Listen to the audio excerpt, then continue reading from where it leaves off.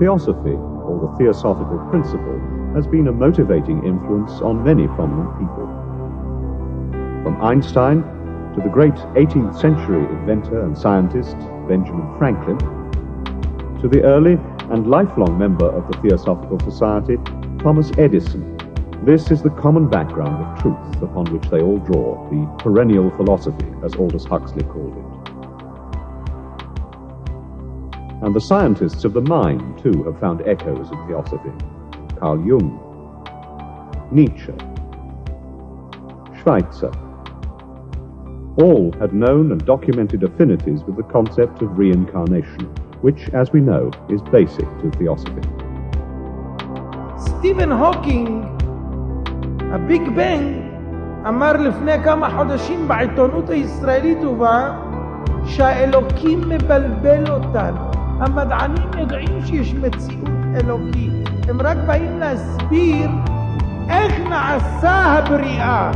לא מי עשה. המדע לא מתעסק במי עשה, אלא באיך נעשה. זה ההבדל, זה הטעות שלכם. המדע אומר אני מתעסק ביש.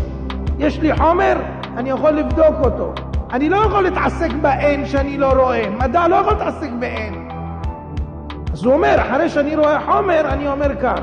Science gathers evidence to support or reject the hypothesis of a particular theory that would deal with origin.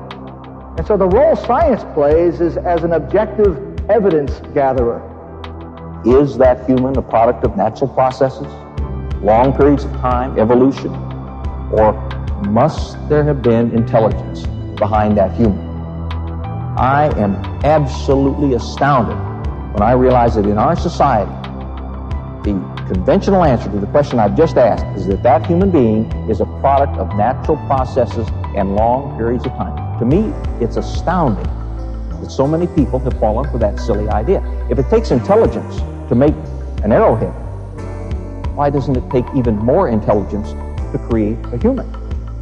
Just the human brain alone is 3 pounds of one of the most complex assemblages of matter known in the universe. Now, there are a lot of evolutionists who think I have a 1-pound brain. No. We all have 3-pound brains.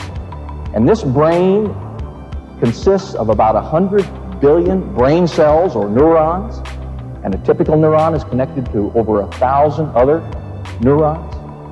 Now imagine that.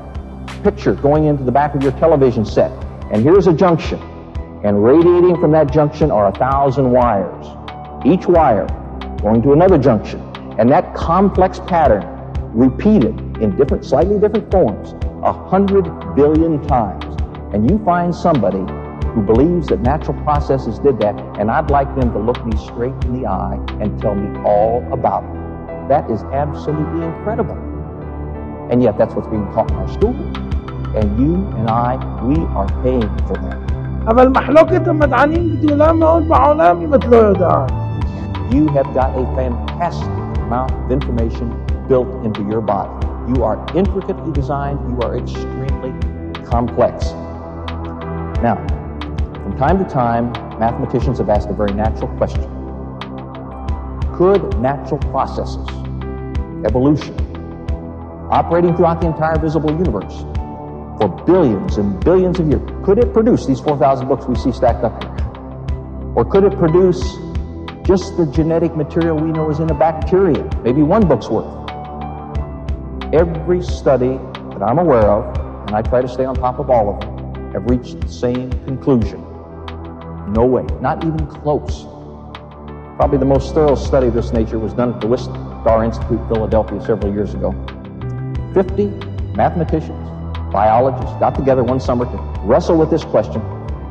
Dr. Murray Eden, who is from MIT, he's one of the organizers of that conference. He put it this way. He said that based on our understanding of the laws of chemistry and physics, what we know about randomness, we see no way that tremendous complexity in life can come about.